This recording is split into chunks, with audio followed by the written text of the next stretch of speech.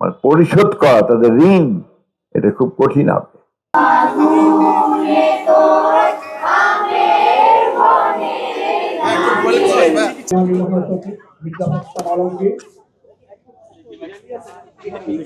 আজকে আমরা অনেকেই পরিবর্তনের সঙ্গে সঙ্গেই ভালো ভালো জায়গা দখল করে বসে গেছি, বিভিন্ন জায়গায় অনেকে মন্ত্রী হয়েছি, অনেকে বড় বড় কর্মকর্তা হয়েছি, অনেকে আপনার বড় বড় ব্যবসা বাণিজ্য নিয়ে আপনারা এগিয়ে যাচ্ছি, কিন্তু আমার এই শিশুদের কথা কিন্তু আমরা ঠিক সেইভাবে সামনের দিকে এগিয়ে আনতে পারিনি।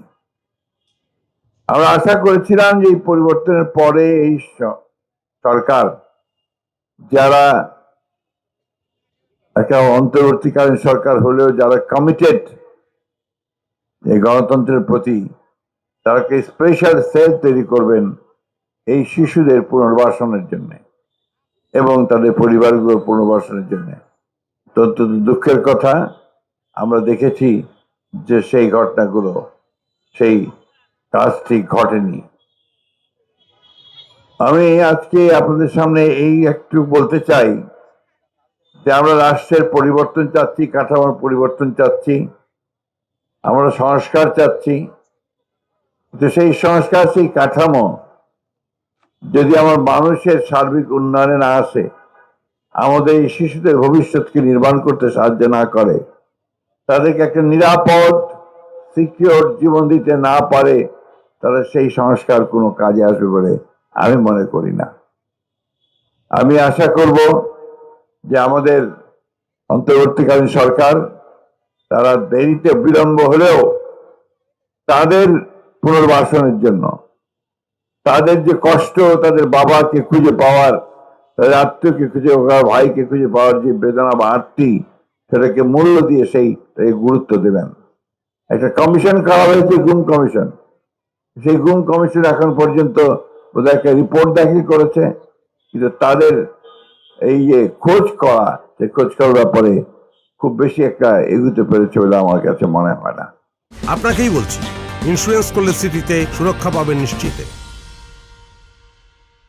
আগামী নির্বাচনে জনগণের সমর্থনে যদি আমাদের দল নির্বাচিত হতে পারে, তাহলে আমাদের নেতা জনাব তারেক রহমান সাহেব যে কথা দিয়েছেন যে তিনি এই শিশুদের এবং এই পরিবারগুলোর পুনর্বাসনের জন্য সর্বাত্মক ব্যবস্থা গ্রহণ করবেন, আমরা সেই কথাটা আবার উচ্চারণ করতে চাই।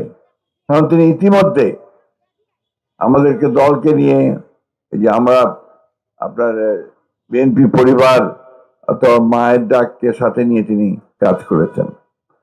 আমি ধন্যবাদ জানাতে চাই আমাদের সঞ্জিদাকে, যে এই বিষয়টাকে জাগিয়ে রাখা, এই সমস্যাটাকে তুলে ধরা, এই প্রদীপটাকে জ্বালিয়ে রাখা, সে একটা বিশাল ভূমিকা পালন করেছে।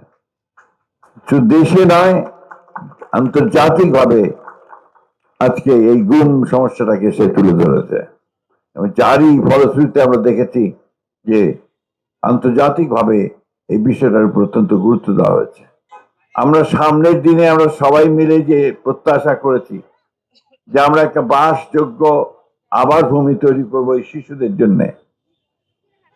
যে শিশুটি এখানে প্ল্যাকার্ড নিয়ে এখনো দাঁড়িয়ে থাকে, তার বাবাকে ফিরে পাবার জন্য, আমি জানি না আমরা তার বাবাকে ফেরত দিতে পারবো কিনা, কারণ সে বেঁচে আছে কিনা আমরা জানি না, কিন্তু এইটুকু তো আমরা করতে পারি যে তার ভবিষ্যৎ নির্মাণের জন্য, তার জন্য একটা সুন্দর জীবন হয়, সেই জীবন তৈরি করার জন্য আমরা কাজ করতে পারি। সবাই মিলে কাজ করতে, গুরুত্ব দিয়ে, প্রায়োরিটি দিয়ে যেন আমরা কাজ করতে, কারণ তার অবদান, এই অবদান আমাদের পক্ষে মানে পরিশোধ করা তাদের ঋণ, এটা খুব কঠিন হবে। আমাদের বয়স হয়ে গেছে, আমরা কতদিন এই পৃথিবীতে থাকবো জানি না।